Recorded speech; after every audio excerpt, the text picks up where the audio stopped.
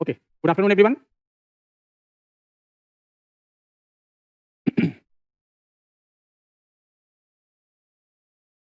तो आज का टॉपिक हम लोगों का सेटलमेंट्स।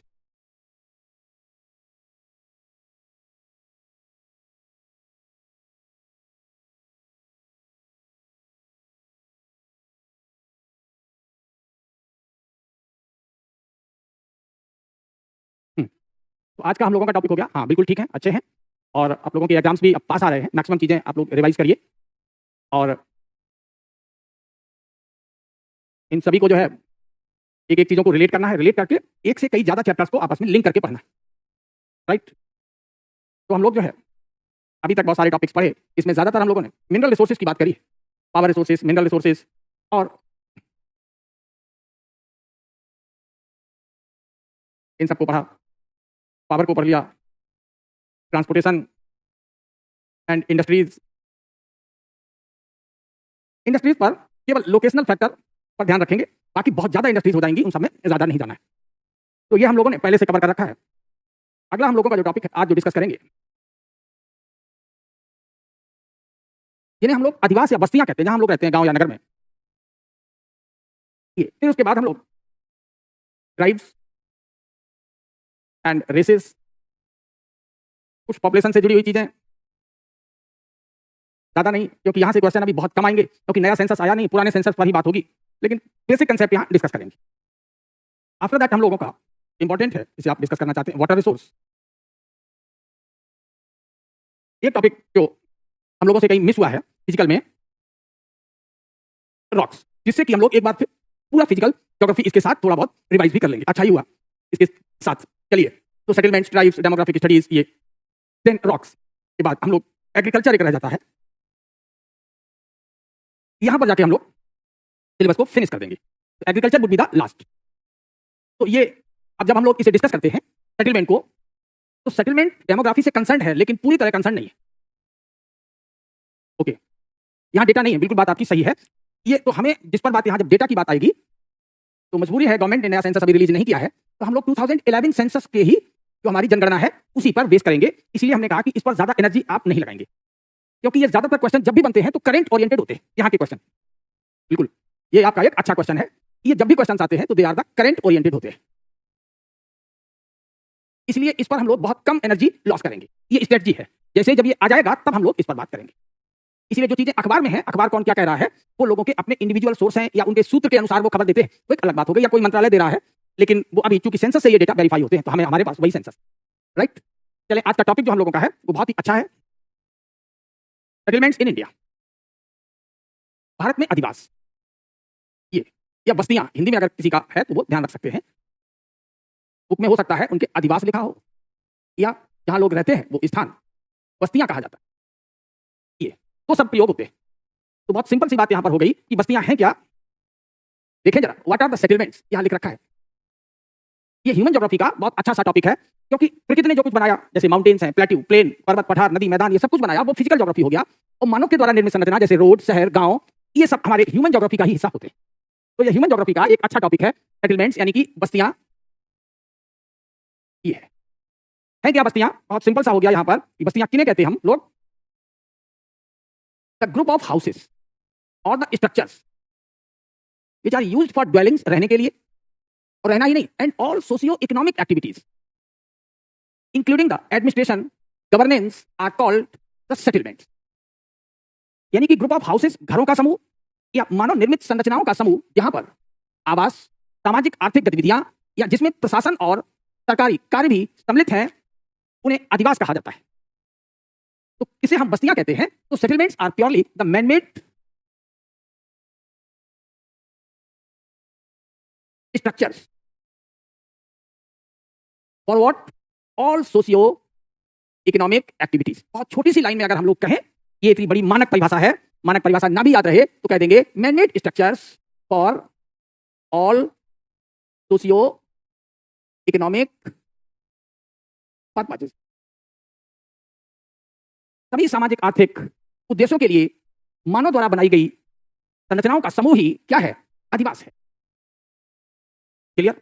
अब अधिवास में अगर हम लोग रहेंगे तो क्या परफॉर्म करेंगे, सोशियो इकोनॉमिक एक्टिविटी। कहा जाता है सोशियो और इकोनॉमिक एक्टिविटी एक दूसरे से इंटरलिंक है। अगर अर्बन सोसाइटी है, नगरीय समाज है, तो नगरीय समाज की अपनी सोसाइटी, अपनी इकोनॉमिक एक्टिविटी है। ग्रामीण समुदाय है तो उनकी अपनी सामाजिक और आर्थिक विशेषताएं हैं, उनके अपने सोशियो इकोनॉमिक इशूज हैं। बात हमारी समझ में आ रही है? तो ये जो सोशियो इकोनॉमिक इशूज हैं सब जगह अलग अलग से हैं। तो अब प्लानिंग कमीशन ने जब था, अब तो नीति आयोग हो गया है, पहले प्लानिंग कमीशन होता था, तो प्लानिंग कमीशन ऑफ इंडिया ने डेफिनेशन दी थी। क्या दी थी डेफिनेशन प्लानिंग कमीशन ने? तो planning commission of India has divided the settlements into two types. इन्होंने दो प्रकारों में अधिवासों को बांटा। कौन कौन? ग्रामीण अधिवास यानी rural settlements, those settlement, they are more than 70% population is dependent on primary economic activities. इस पर डिपेंडेंट है ये, primary economic activities such as farming, animal husbandry, forestry, fisheries etcetera. ये है। तो ऐसी बस्तियां, ऐसे घरों का समूह जिनकी कम से कम 70% आबादी इस पर निर्भर है, प्राथमिक आर्थिक क्रियाओं पर, जैसे कृषि करना, पशुपालन करना, वानिकी, फॉरेस्ट्री और फिशरीज यानी मत्स्य पालन पर आधारित। इन्हें हम रूरल सेटलमेंट कहेंगे। ये वोकैब है अपनी बात कहने के लिए, जिससे कि हम लोग अपनी बात समझ सकें। और इन्हीं में से हम लोगों के प्रीलिम्स के क्वेश्चन निकल आते हैं कि ग्रामीण बस्तियां क्या होती हैं, उनकी कितनी प्रतिशत जनसंख्या प्राथमिक क्रियाओं पर आधारित है। तो कम से कम 70% जनसंख्या प्राथमिक क्रियाओं पर आधारित होनी चाहिए। ऑप्शन में वो आपको दे देंगे 50, 60, 70, 80, इस तरह के वो ऑप्शन आपको दे देंगे। तो हमें टिक करना होगा 70% पॉपुलेशन। अब बात आती है अर्बन सेटलमेंट की, तो ये भी अपने आप समझ में आ गए। दो सेटलमेंट ऐसी बस्तियां जिनकी कम से कम 70% पॉपुलेशन यानी मोर देन 70% इज डिपेंडेंट। ये अब किस पर डिपेंडेंट है? Non primary activities. Non primary activities में क्या क्या हो गया? आपकी सभी सेकेंडरी एक्टिविटीज, मैन्युफैक्चरिंग, प्रोसेसिंग, सभी टर्सरी एक्टिविटीज,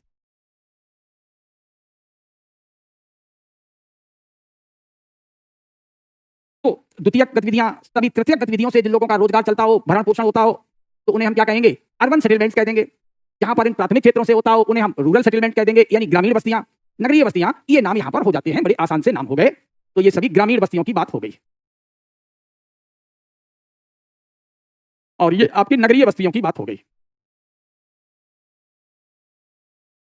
मतलब ग्रामीण बस्तियां मतलब the settlements of the primary activities, and urban settlement means the settlements of the non primary activities such as trade, services, manufacturing, processing etcetera. ये सब है, बहुत आसान है, दोनों शब्द आपको समझ में आ गए होंगे। और आपके आप इससे स्लाइड से आप नोट्स भी अपने बना सकते हैं।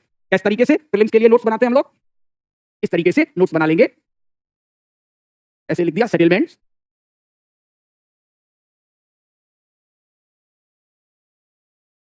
Based on primary activities and non primary activities. कुछ लोग इसे एक्स्ट्रा प्राइमरी भी कहते हैं,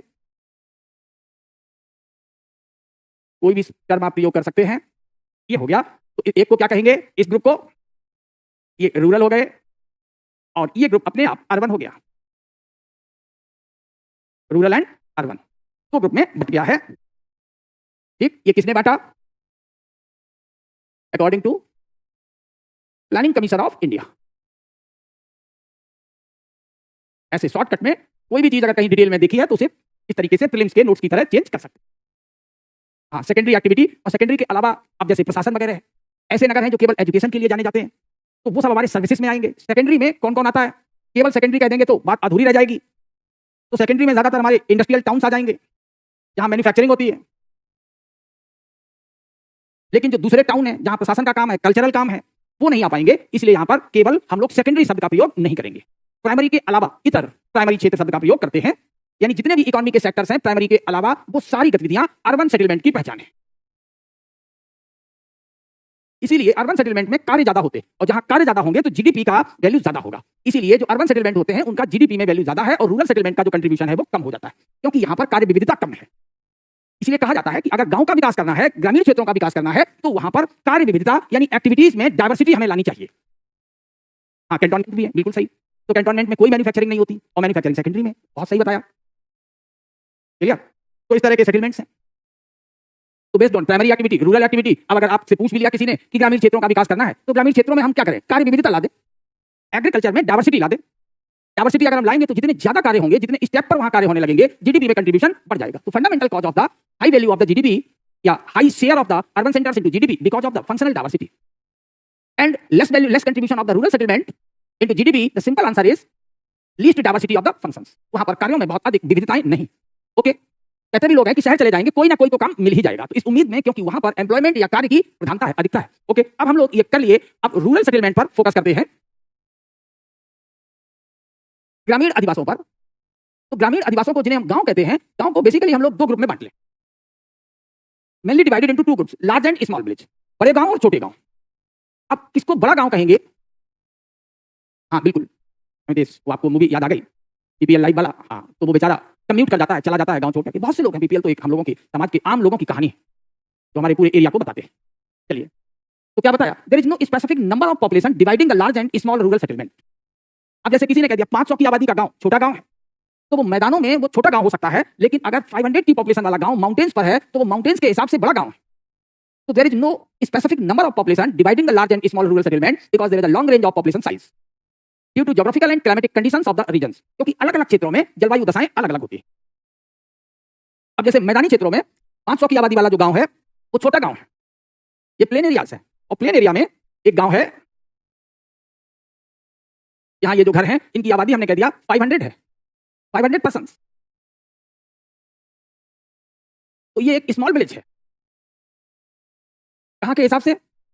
गंगा प्लेन के हिसाब से. तो it is a small village in Ganga plain. लेकिन पता लगा कि अगर यही गांव पहाड़ों पर है, हिली एरियाज में है, सेम पॉपुलेशन का ये गांव, यहां भी 500 पॉपुलेशन है, 500 पर्सन आर ड्वेलिंग, ये माउंटेन्स हैं. ठीक, तो अब हम इन्हें क्या कहेंगे? अब यही लार्ज विलेज है. अब ये एक बड़ा गांव हो गया, आबादी वही है, सेम नंबर. तो यहां हमने आपको क्या लिखाया? There is no specific number, means the population dividing the large and small rural settlement. बड़े और छोटे ग्रामीण अधिवासों को बांटने वाला कोई नंबर लाइन नहीं है, because there is a long range of population size due to geographical climatic conditions of the regions. ऐसे ही अगर हम डेजर्ट में चले जाएं तो डेजर्ट में ये एक बड़ा गांव हो जाएगा. तो अगर हैबिटेबल है स्थितियां, जहां आसानी से लोग रह सकते हैं, वहां आबादी ज्यादा होगी. लेकिन नाम से पता लग सकता है. तो रूरल सेटलमेंट में जैसे जो बड़े गांव हैं उन्हें ज्यादातर इन नामों से जाना जाता है, पुरा, खास, कला, इन नामों से जाना जाएगा. पुरा, खास, कला, ये बड़े गांव के नाम के आगे जनरली यूज किए जाते हैं. अगर स्मॉल विलेज है they are called Khurd, Khera, Nagle, Nagla वगैरह नाम होता है, ये है. तो large villages are called the villages and small villages को हम लोग क्या कहते हैं? हेलमेट्स. तो यूरोप में स्मॉल विलेजेस को, in Europe small villages are called hamlets. हम लोग ज्यादातर हिंदी बेल्ट में इन शब्दों का प्रयोग करते हैं. We use this term in the Hindi belt. तो हिंदी बेल्ट में इन शब्दों का प्रयोग किया जाता है. समझ में आया? यूरोप में इन्हीं शब्दों को हेलमेट्स कह देंगे. एक टर्म है वहां इनके लिए स्मॉल विलेज.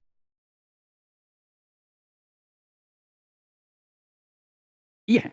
अब इसमें अगर कोई गांव पुराना है, काफी पुराना है, if the village is old then it is called the pura. तो पुरा मींस, अगर हम लोग अपनी यहां बात करें इंडिया की, पुरा मींस द ओल्ड विलेज, पुराना गांव. खास मींस बड़ा गांव जिसके पास आबादी ज्यादा है. कला मींस बड़ा गांव. ये होते हैं.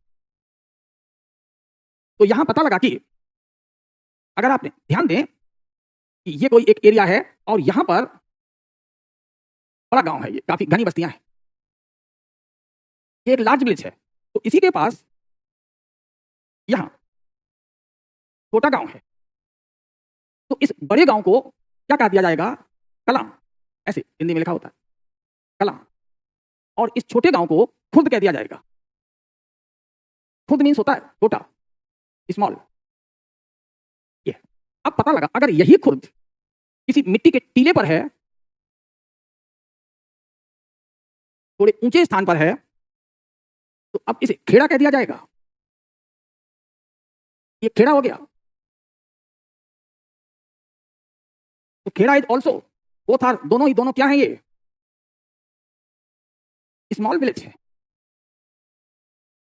तो कला छोटा है तो खुर्द ये है.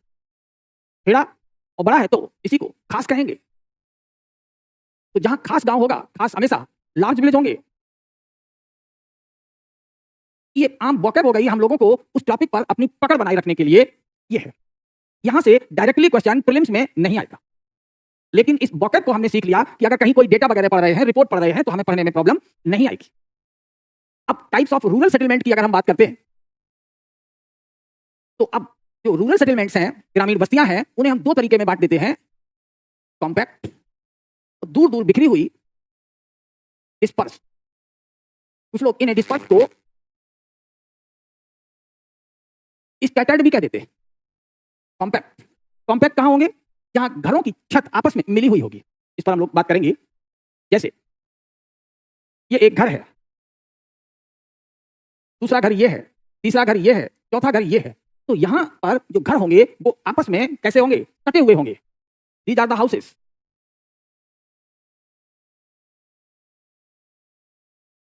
Closely associated to each other.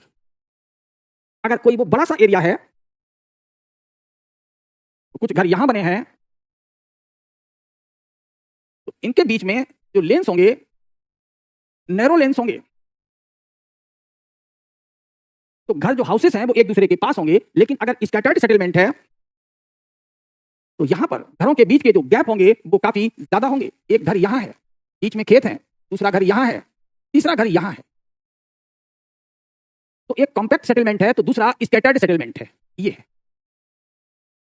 तो ऐसा भी तो हो सकता है कि किसी एरिया में हमें दोनों तरह के घर मिले।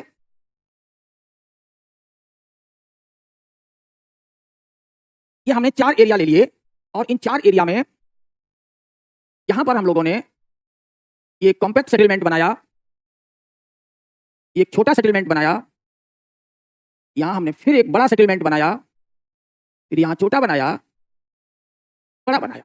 ये गांव है, दीज आर द विलेजेस, और यहां पर ये घर है।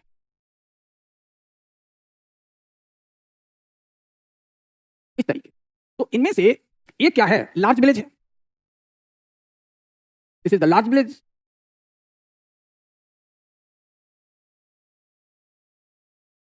This one is small village. Large village, small village, large village. होता क्या है कि हमें ज्यादातर ये मिक्स मिलते हैं। तो यहां हम लोगों ने कहा large village are 2, small village are 2। ये हो गया। फिर हमने कहा कि यहां पर जो लार्ज विलेज है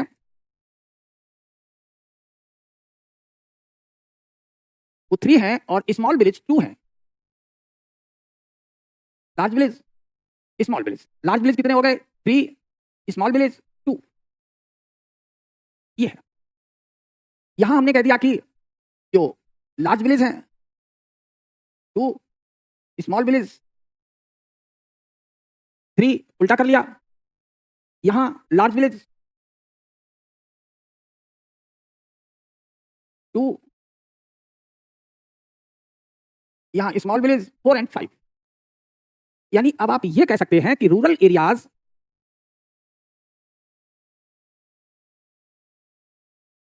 have both types of villages, large and small।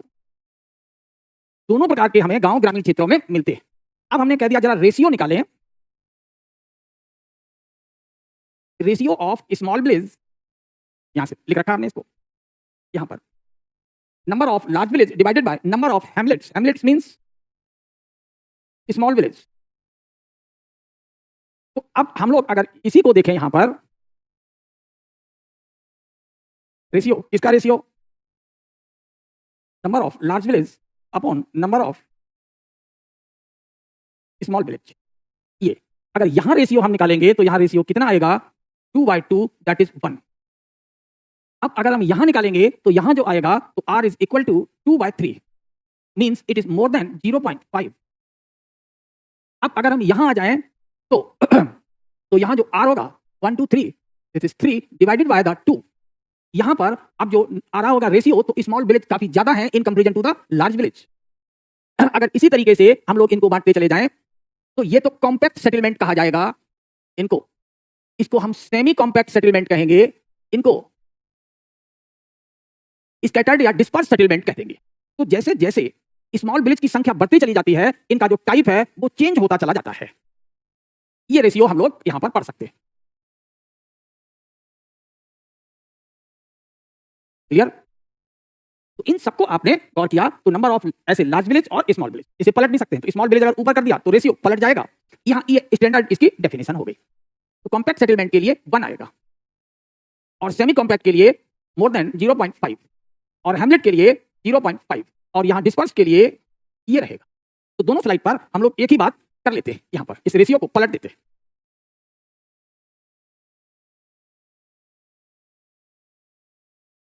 Number of large village divided by number of small village. हाँ, सही लिखा था। तो यहां जो लिखा आर कितना आया 2/2, यहां क्या हो गया लार्ज विलेज 3 स्मॉल विलेज ये, तो इनका नंबर यहां हो जाएगा 3/2 ये। तो इस तरीके से हम लोग बांटते चले जाएंगे। कहने का मतलब स्कैटर्ड सेटलमेंट किन्हें कहा जाता है?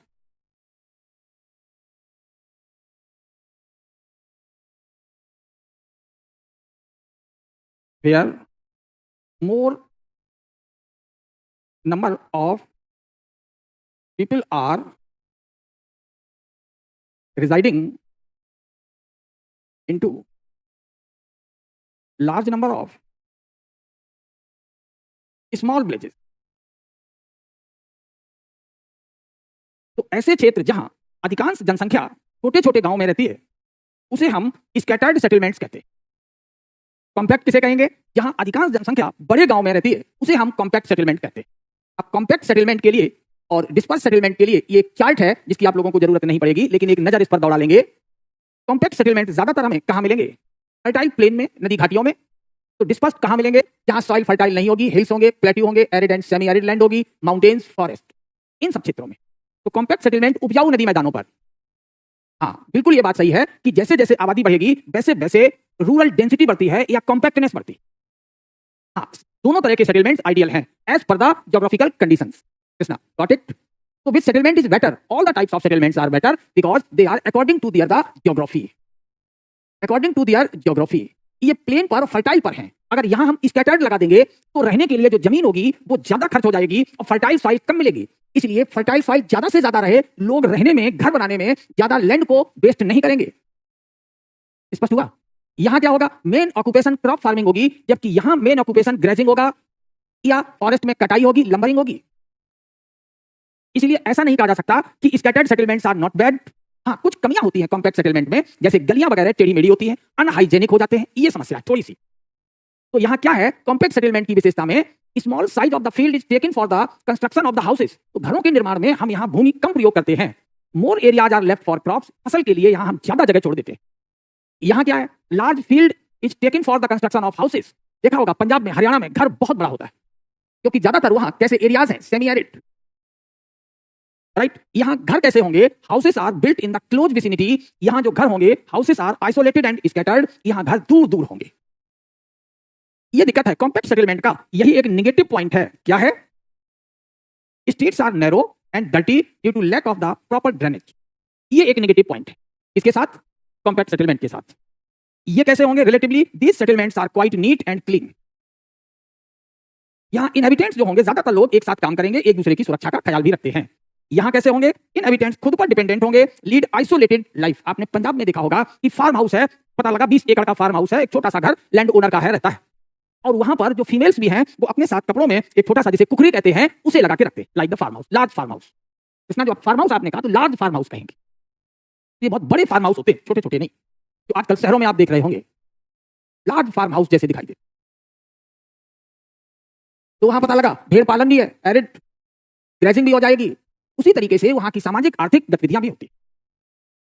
अब ये नोट्स आप लोगों को स्लाइड पर मिल जाएंगे, आसानी से समझ में आ जाएगा। यस, बहुत सही, वेरी गुड आशीष।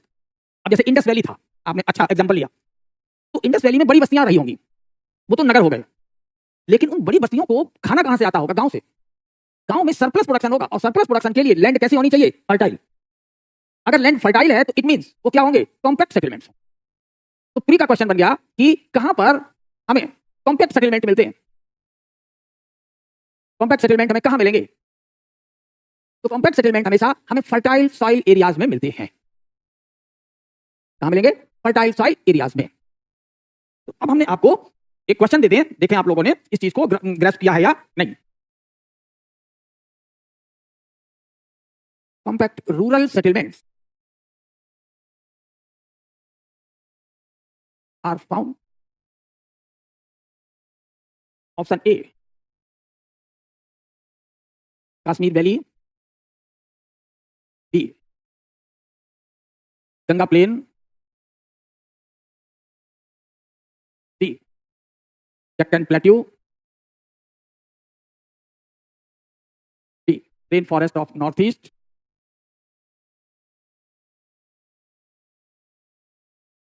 बताइए क्या टिक करेंगे? Simple, fertile area. Fertile area इसमें कौन सा है? ये।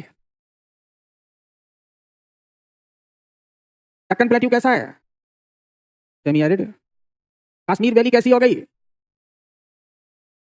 माउंटेन्स हो गए। ये यहाँ रेन फॉरेस्ट लिखा ही है। तो अब आंसर क्या हो गया? गंगा वैली। Very easy. क्या इतना इजी क्वेश्चन आएगा? नहीं आएगा। ये तो केवल हमने कंसेप्ट को क्लियर करने के लिए आपको दिया है। अब हम दे रहे हैं compact settlements are found at, कहां हमें ये कॉम्पैक्ट सेटलमेंट मिलेंगे? अब हम ऑप्शन बदल दे रहे हैं। A Sundarban delta, b Orissa Andhra coast, c Coromandel coast,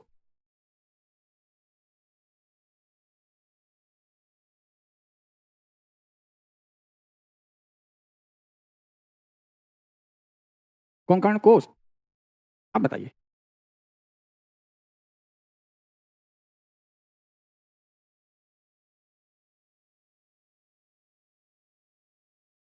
बताओ क्या टिक करेंगे?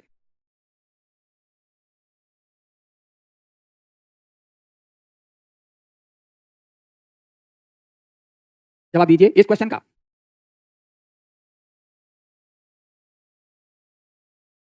कॉम्पैक्ट सेटलमेंट कहां मिलेंगे? भूल गए? सॉइल पढ़ाया था।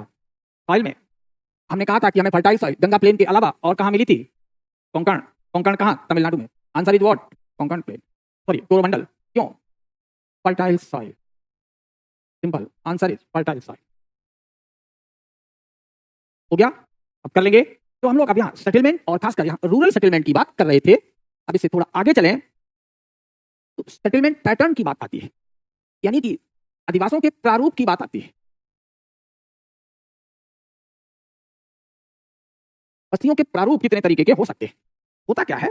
Geometrical shape made by the rural settlement. तो रूरल सेटलमेंट अगर कहीं पर है तो उनके द्वारा जो ज्योमेट्रिकल शेप होता है उसी को सेटलमेंट पैटर्न कह देते हैं। यहां अगर हम लोग बात करें कि मान लो कोई रोड है, ये रोड है, सड़क है, और इस सड़क के किनारे यहां पर हमें क्या मिल रहे हैं? ग्रामीण बस्तियां हैं।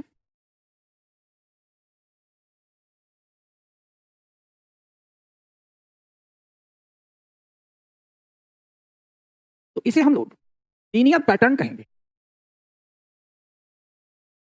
ये रेखीय विन्यास हो गया। तो ये क्या है? वास्तव में ये एक रोड है, या हमने कह दिया रोड ना होकर के रिवर है। ये नदी है। तो नदी के किनारे भी यहां हमें ये ग्रामीण बस्तियां दिख जाएंगी।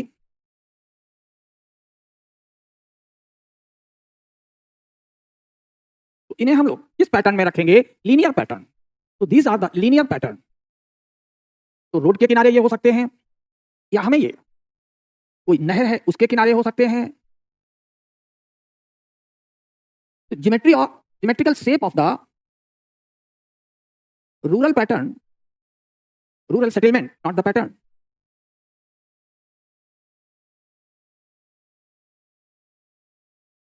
Are called the settlement pattern.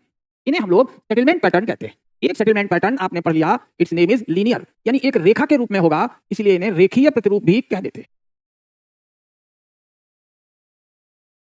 अब मान लो कई रेखाएं आपस में एक दूसरे से मिले, तो अब एक रोड ये है, दूसरी रोड ये 90 डिग्री पर आके मिल रही है, ये भी रोड है, तो यहां दोनों एक दूसरे से 90 डिग्री पर मिल रहे हैं। तो इसके आसपास हमें अब ये रूरल सेटलमेंट्स दिख जाएंगे, रोड के दोनों किनारे ये रूरल सेटलमेंट्स हो गए। अब इसको हम लोग नंबर 2 रख देंगे। नंबर 2 का मतलब हो गया टी शेप पैटर्न।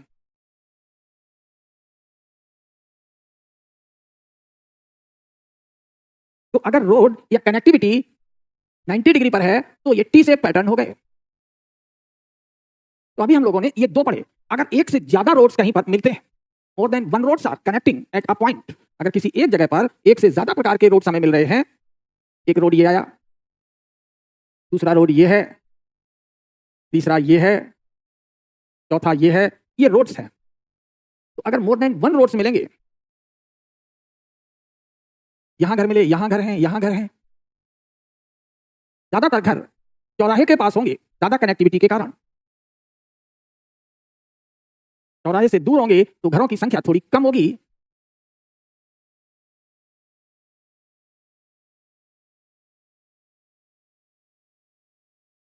और यहां चौराहे के पास घरों की संख्या ज्यादा है। तो अब अगर हम लोग यहां पर ये शेप बना दें, ये कौन सा शेप बन गया?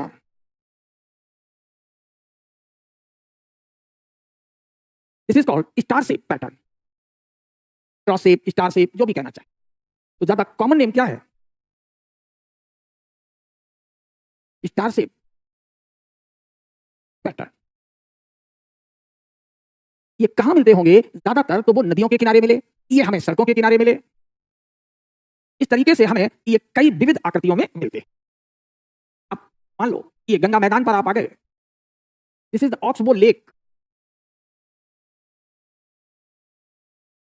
अब इस ऑक्सबो लेक के किनारे किनारे यहां घर मिलते हैं।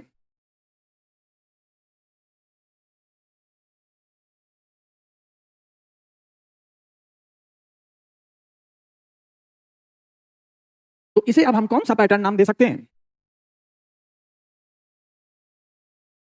Semi circular. बहुत आसान है ये। अब मान लो आप बुंदेलखंड में चले गए और ये एक पानी का तालाब है, इसमें यहां पानी भरा हुआ है, सबको पीने का पानी चाहिए। तो अब कोई भी इसको घेरेगा नहीं, तालाब तक पहुंचने की सबको जगह चाहिए। तो अब हमें यहां इसके पास ये सभी यहां घर दिखाई देंगे, सभी को पीने का पानी चाहिए।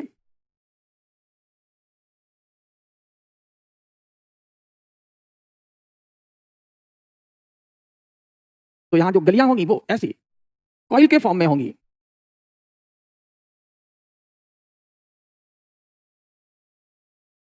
ताकि तालाब तक सबकी पहुंच रहे, इसी को नेबुलर पैटर्न कहते हैं। ये नेबुला बन गई।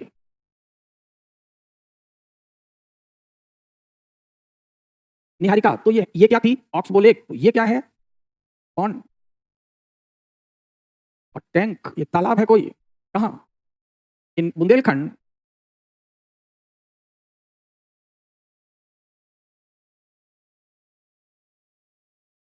ये इस तरीके से हमें रूरल सेटलमेंट्स दिखाई देते हैं। हाँ, ये मॉस्किटो कॉइल जैसा, ठीक पहचाना। तो ये इस तरीके से हमें विविध आकार के मिलते हैं। अब मान लो आप पहुंच गए कहां? किसी सागर की कोस्ट पर। ये कोई एक भूमि है,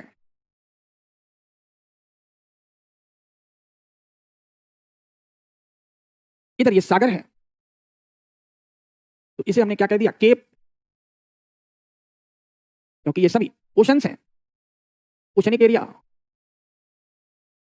भी है ये। लैंड। अब बस्तियां कहां बसेंगी? तय है कि यहीं बसेंगी। ये घर यहां मिलेंगे हमें। तो अब इनका आकार कैसा बन गया?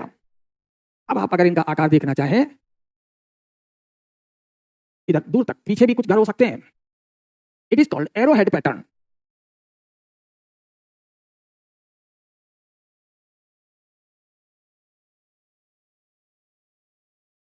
तो एरोहेड पैटर्न कहाँ मिलते हैं ज्यादातर? ये सागर के किनारे, और यहां इससे ज्यादा की जरूरत नहीं हो। पहाड़ों पर अगर हम चले जाएं,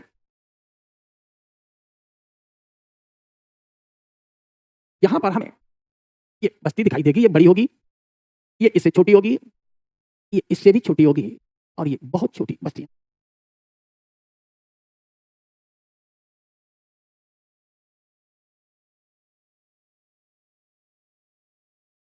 तो माउंटेन्स पर ये कौन सा पैटर्न बन गया? ये फेदर नहीं है, पैटर्न सिर्फ इतना है, ये एरोहेड येलो कलर में, वो लैंड है। अगर इससे आपको कंफ्यूजन हो रही है, इसको हटा दे रहे हैं हम यहाँ से, क्योंकि कई लोगों को ये पंखा लग रहा था। ये तो एक और लैंड एक और सी, ये बीच में ग्रामीण बस्तियां हैं, तो they are appearing like what, arrow shape. ये है यहाँ इस बीच में ग्रामीण बस्तियां, that is arrow shape, arrowhead pattern. ये तो कंटूर लाइंस पर है, तो इसे तय है कि कंटूर पैटर्न कहते ही है। तो कंटूर लाइंस पर ये सीढ़ीदार क्रम में होते हैं, कहाँ? माउंटेन्स पर।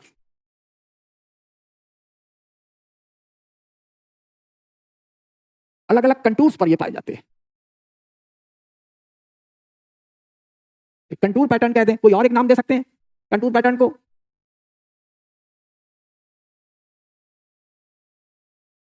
स्टेयर शेप, सीढ़ीदार प्रतिरूप कहा जाता है।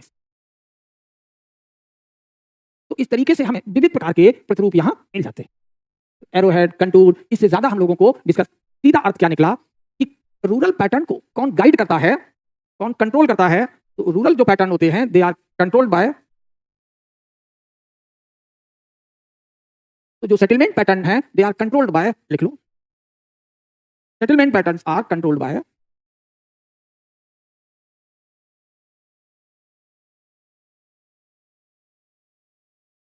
Geographical features such as slopes, river bank, cape, lakes, ये हो गए। And by the manmade features, मानव निर्मित आकृतियां भी, जैसे रोड्स, टेम्पल्स। ये मान लो अगर कहीं पर ये एक टेम्पल है या मॉस्क है, कोई भी है, तो अब यहां तक पहुंचने के लिए पहले पुराने जमाने में चारों ओर रास्ते आते थे, तो चारों ओर से लोग इसको घेर लेते, तो सर्कुलर पैटर्न बन जाता था।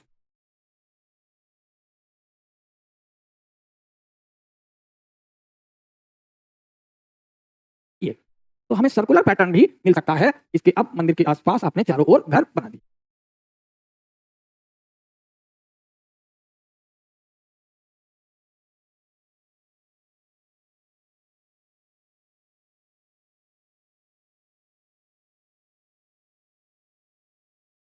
सर्कुलर पैटर्न, तो रोड्स, टेम्पल्स, ये सब, या कम्युनिटी हाउसेस, कम्युनिटी बिल्डिंग्स। गांव में जो कम्युनिटी बिल्डिंग्स होते हैं वो क्या है? पंचायत घर, पंचायत घर वगैरह, या टेम्पल्स हैं या मॉस्क है, कुछ भी, गुरुद्वारा। ये ज्यादातर जो टेम्पल का केस है हमें कहाँ मिलता है?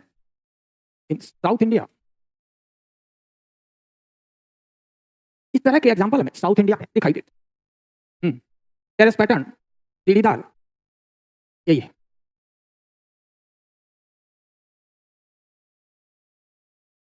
सीढ़ी को ही टेरेस कहते हैं।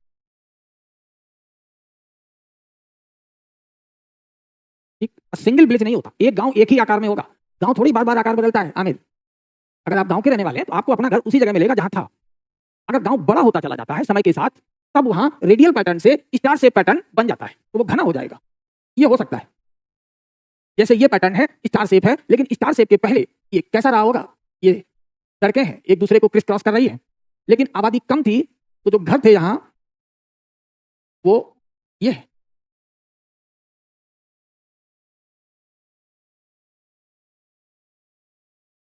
लेकिन अगर जब आबादी बढ़ेगी तो ज्यादातर लोग किसकी ओर आएंगे? चौराहे की ओर आएंगे, और जब चौराहे के पास, क्रॉसिंग के पास ज्यादा भीड़ होगी, तब ये स्टार शेप है। तो इसे रेडियल पैटर्न कहते हैं। रेडियल पैटर्न जो है वो चेंज हो सकता है किसमें? स्टार शेप में, if the population is growing. ऐसे यहां कम पॉपुलेशन थी, ये तालाब था, और इस तालाब के चारों ओर ये इस तरीके से यहां घर थे। ये तो एक तरीके से ये सर्कुलर पैटर्न था, लेकिन जब पॉपुलेशन बढ़ गई,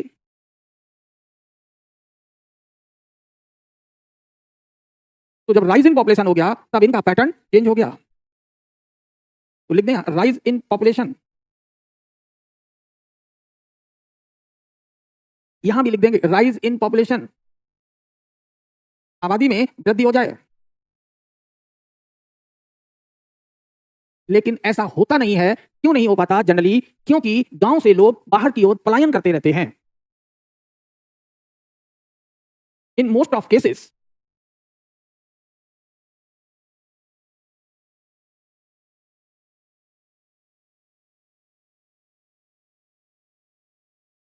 rural settlement pattern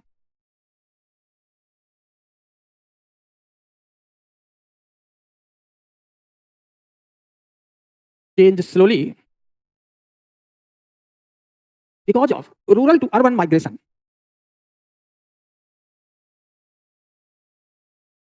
Because of rural to urban migration.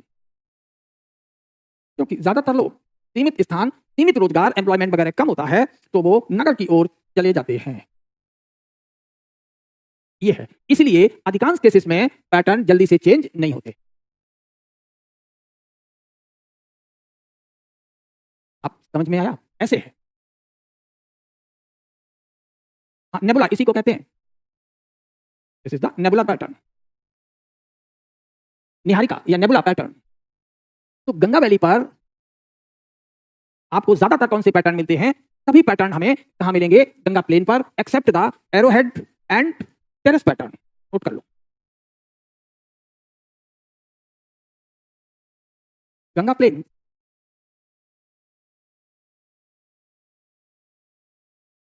have almost all types of rural settlement pattern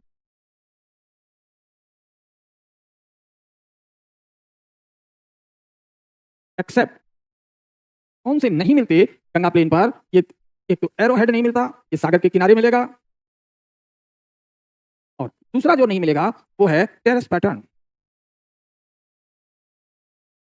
ये दो नहीं मिलते। तो इनमें से हमने आपको सारे पैटर्न नहीं पढ़ाए, कुछ छोड़ दिए, केवल डीएस के हिसाब से जो इजी थे वो उतने करा दिए। हाँ, रेलवे लाइन और हाईवे, इनके किनारे तो ये फैलते चले जाते हैं, तो वो इन्फ्लुएंस करते हैं हम लोग। यहाँ बैरियर्स को ना दिमाग में रख करके, फैसिलिटीज को दिमाग में रख करके, क्योंकि मानव की बस्तियां सुविधाओं से आकर्षित होती, और अगर वहां सुविधाएं कम है, फैसिलिटीज कम है, तो छोटा गांव होगा, अगर सुविधाएं ज्यादा है तो गांव बड़ा हो जाएगा। बस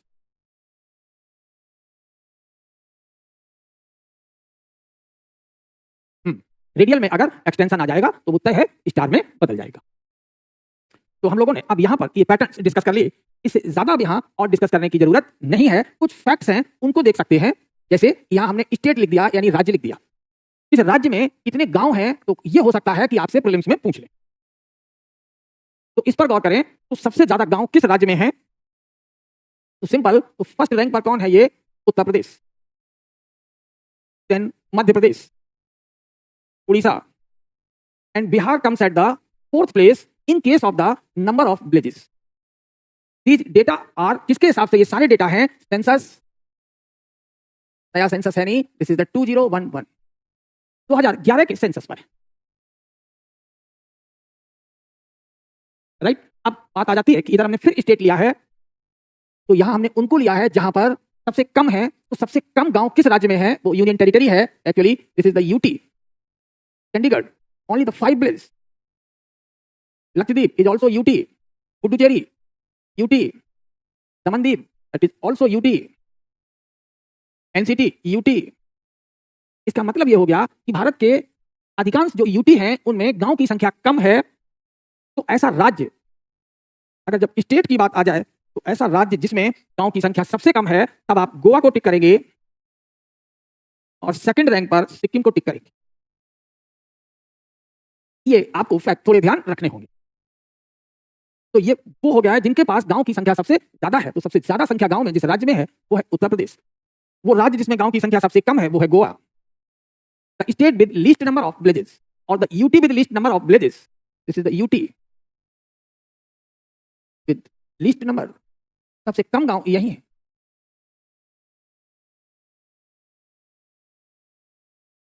the state with largest number of villages, राज्य है यहां सबसे ज्यादा है।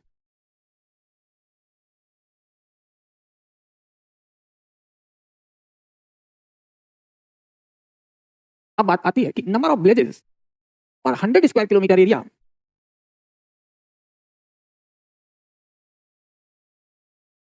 तो नंबर ऑफ विलेजेस पर 100 स्क्वायर किलोमीटर एरिया की अगर हम लोग बात करें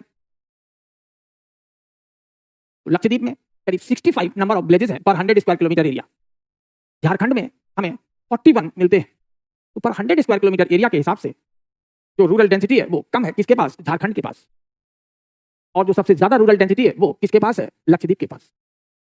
रूरल एरिया की अगर हम लोग बात करें तो सबसे बड़ा रूरल एरिया किसके पास है? तो राजस्थान है the largest rural area, followed by the Madhya Pradesh, followed by the Maharashtra and Uttar Pradesh. तो रूरल एरिया के हिसाब से सबसे बड़ा राज्य राजस्थान है। ये आपको डेटा देख लेने होंगे, कभी कभार यहां से कुछ क्वेश्चंस बन जाते हैं। अब इसके बाद हम लोगों का टॉपिक है अर्बनाइजेशन यानी कि नगरीकरण।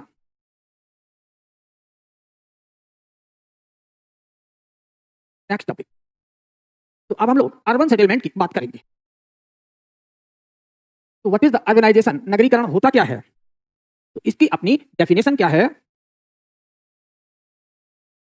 Transformation of a landscape into urban settlement, transformation of a landscape into urban settlement oblique expansion of an urban area or city area over the non-urban area is called urbanization. तो urbanization क्या है? एक प्रक्रिया है। तो urbanization is a process. Urbanization is the process transform rural या forest को भी अर्बन एरियाज में डायरेक्ट बदला जा सकता है और wild areas into city area. तो रूरल से अर्बन बनना ये एक नेचुरल प्रोसेस होती है, लेकिन जब वाइल्ड एरिया को, फॉरेस्ट या वाइल्ड एरिया को सिटी एरिया में बदला जाता है, it is called the colonisation. ये औपनिवेशीकरण के समय हुआ। जैसे development of cities in Africa, जैसे अफ्रीका में नगरों का विकास हुआ। मोस्ट ऑफ जितनी पुरानी दुनिया है, पुरानी सभ्यताएं हैं, उनमें ये रूरल एरिया सिटी एरिया में डेवलप होते हैं। अब बात आती है कि है क्या अर्बन सेटलमेंट? तो किसी अर्बन सेटलमेंट की क्या क्या विशेषताएं होती हैं? The characteristics of the urban settlement, नगरीय अधिवास की क्या क्या विशेषताएं हैं? तो जो नगरीय अधिवास की विशेषताएं हैं, पहला बताया हमने आपको, developed infrastructure, roads, houses, connectivity, ये सब चीजें यानी कम्युनिकेशंस, ये सुविधाएं, पहला लक्षण होगा। दूसरा, most of the population is engaged in non primary economic activities, अधिकांश जनसंख्या गैर प्राथमिक क्षेत्रों में अपना रोजगार प्राप्त करती होगी। और वहां का जो लैंड यूज होगा, जिसके लिए वो भूमि आवंटित होगी या नियोजित होगी और नॉन एग्रीकल्चर एक्टिविटीज, तो उसकी जो भूमि होगी वो गैर कृषि कार्यों के लिए आवंटित होगी and mainly for secondary and tertiary sectors. तो द्वितीयक और तृतीयक क्षेत्रों के लिए वो जमीन आवंटित की गई होगी। यहां पर लार्ज एरियाज होंगे विद हाई पॉपुलेशन डेंसिटी, ये अधिक जनसंख्या घनत्व वाले बड़े क्षेत्र। यहां और क्या होगा? डेवलप्ड सिविक, नागरिक सुविधाएं, शिक्षा सुविधाएं, मेडिकल सुविधाएं और दूसरी सामाजिक आर्थिक गतिविधियां यहां पाई जाएंगी। तो वहां फंक्शनल स्ट्रक्चर और फंक्शंस होंगे। यहाँ पर कम्युनिकेशंस, इंटरटेनमेंट और रिक्रिएशन वगैरह की सुविधाएं भी ज्यादा होंगी, फैसिलिटीज। तो इन सबको हम लोग क्या कहते हैं, एक तो नॉन प्राइमरी पर तो मोर देन 70% जो पॉपुलेशन होगी वो नॉन प्राइमरी पर होगी। ये इसकी सबसे बड़ी विशेषता होती है अर्बन सेटलमेंट की। टाइम ट्रेवल, अच्छा वो क्या आप लोग जो है वो डोरेमोन और नोबिता देखते रहते हो, एंशिएंट एज में जाना चाहते हो, जो बचपन में देखा करते थे, उससे बाहर आ जाइए डोरेमोन और नोबिता से। तो लैंड यूज पैटर्न होगा, ये सारे पॉइंट्स आपको ध्यान रखने होंगे, कैरेक्टरिस्टिक्स। अब अगर देखा जाए तो अर्बन सेटलमेंट्स के पास क्या बहुत ज्यादा है, एम्प्लॉयमेंट फैसिलिटीज है यहाँ।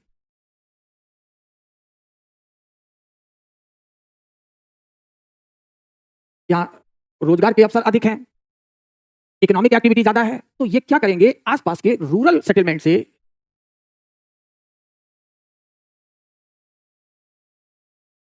पॉपुलेशन को अपनी ओर खींचेंगे, इसे हम लोग माइग्रेशन कहते हैं। क्योंकि नगरों के पास अपना चुंबक है, अपना मैग्नेट है आबादी को अपनी ओर खींचने के लिए, तो रूरल सेटलमेंट के पास इन सुविधाओं का अभाव है, तो लैक ऑफ फैसिलिटीज, यहां सुविधाएं कम है।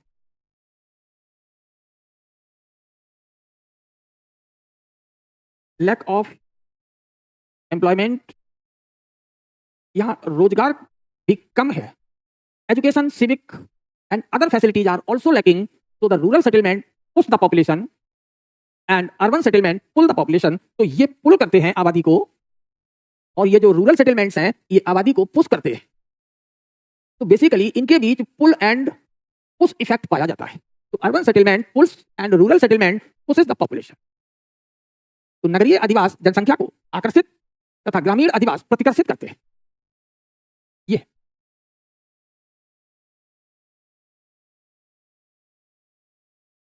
ओके, एक इफेक्ट ये हो गया। दूसरा जो इंटरेक्शन होता है इन सब में, बहुत ज्यादा नहीं क्योंकि मेंस के लिए नहीं तैयार करना, लेकिन एक आइडिया रहता है। तो relation between urban and rural settlements are guided by the following rules. एक तो सेंट्रलिटी का रूल है, exchange of services and produce, distance decay effect, relationship and interaction between the two cities is guided by the rule similar to the gravity rule. ये distance decay की परिभाषा है, आगे बताएंगे। तो तीन चीजें हैं मेनली यहां पर। तो जो सेंट्रलिटी है, किसी नगर के पास केंद्रीयता होती है।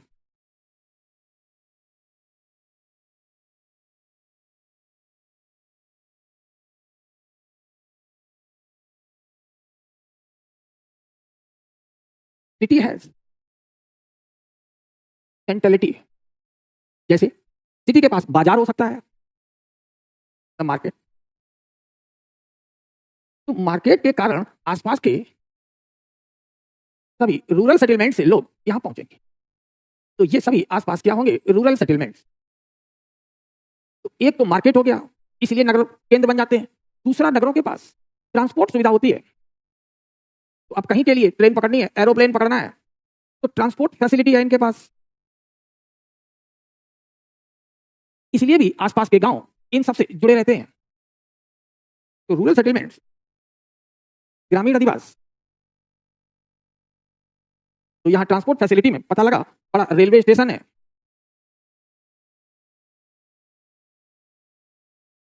या पता लगा एयरपोर्ट है। तो इसके लिए यहां सबसे ये रूरल पॉपुलेशन, ग्रामीण जनसंख्या इस सिटी एरिया की ओर आती रहती है। और क्या फैक्टर हो सकता है जो नगर को ज्यादा केंद्रीय स्थान प्रदान करते हैं, एडमिनिस्ट्रेशन, प्रशासन। तो पता लगा डीएम ऑफिस है, डिस्ट्रिक्ट मजिस्ट्रेट ऑफिस। तीन तरह की सेंट्रलिटी हो सकती है। इसलिए ये जो सिटी होते हैं दे acts like the magnet.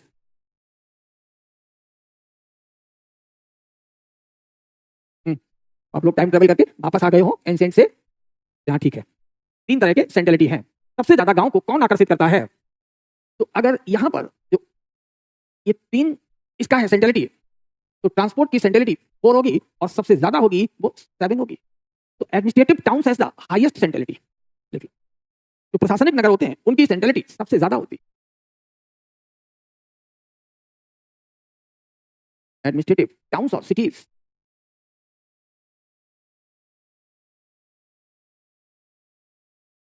Have highest centrality.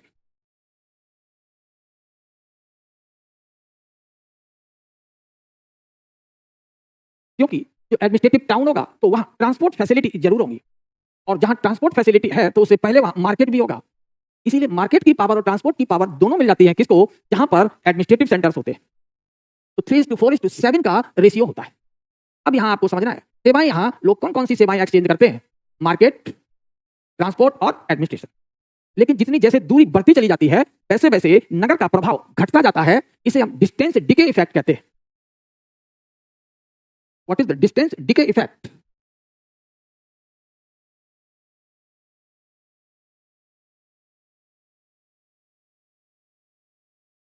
जैसे जैसे दूरी बढ़ेगी नगर का प्रभाव घटता जाता है। तो ये मान लो कोई सिटी एरिया है। अब सिटी से जब आप दूर आ गए तो यहां अब हमें छोटे टाउन्स मिलेंगे।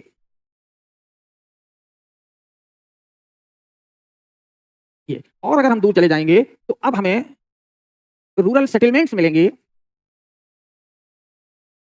तो जैसे जैसे दूरी बढ़ती है, डिस्टेंस, सिटी से सिटी का जो प्रभाव होता है वो घटता जाता है। As the distance increases,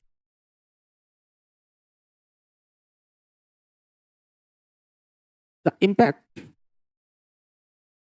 of city को किस नाम से जाना जाता है, डेवलपमेंट, डिक्रीजेस।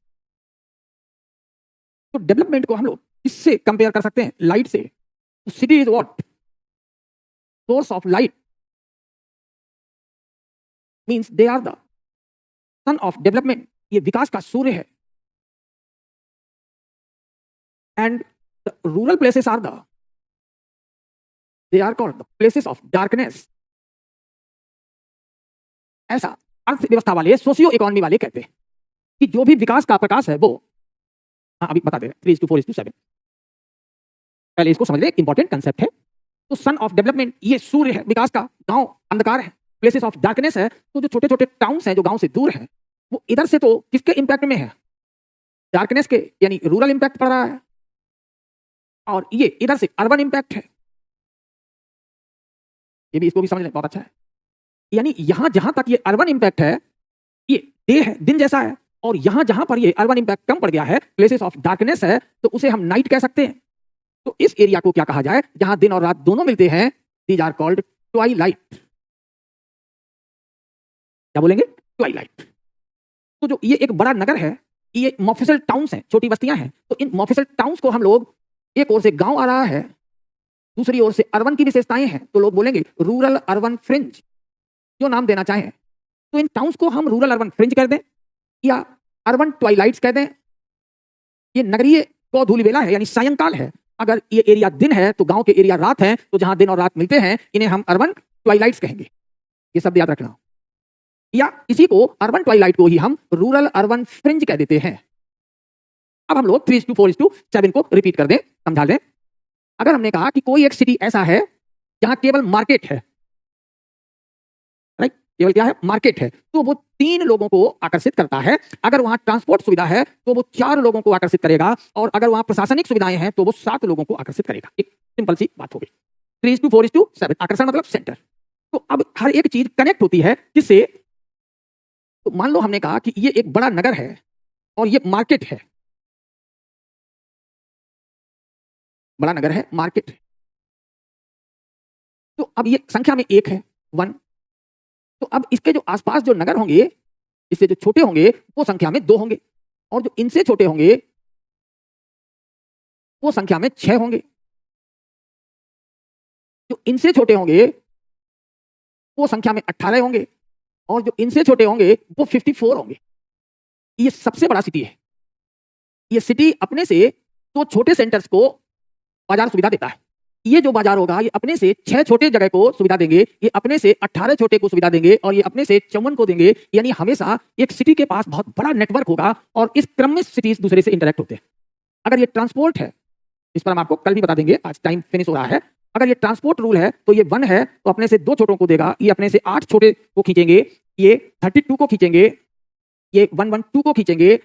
इस तरीके से ये क्रम है। तो यहाँ 4 से मल्टीप्लिकेशन में बढ़ते हैं, यहाँ 3 से मल्टीप्लिकेशन में बढ़ते हैं। अगर सिटी, लार्जेस्ट सिटी, कोई एडमिनिस्ट्रेटिव पॉइंट है, एडमिनिस्ट्रेशन सेंटर है तो ये खुद तो 1 होगा, लेकिन इससे छोटे 2 होंगे। फिर यहाँ 14 को ये कनेक्ट करेगा, 14 42 को कनेक्ट करेंगे, सॉरी ये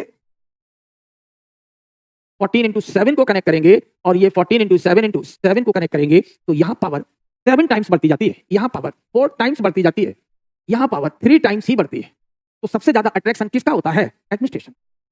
ये है, इस पर हम लोग कल और आप पूछेंगे तो बता देंगे, ऐसा ज्योग्राफर्स का मानना होता है। जरूरी नहीं है कि ये बिल्कुल ठीक हो। तो इन सब पर बात, अभी कई इंपॉर्टेंट टॉपिक हैं जिन्हें हम आपको डिस्कस करेंगे। यहाँ पर डिस्टेंस डिके इफेक्ट क्या है, ग्रेविटी रूल क्या होते हैं यहाँ पर, और अर्बन सेटलमेंट के टाइप वगैरह और कुछ फैक्ट्स। तो फॉर टुडे हम लोग कहां तक इसे डिस्कस किए हैं, यहां तक ये चीजें ध्यान रखेंगे। Okay, and thank you for all of you. बाकी चीजें हैं तो आप लोग लिख करके कल हमसे और पूछ सकते हैं, इसमें जो भी एरिया आपको क्लियर ना हुआ हो।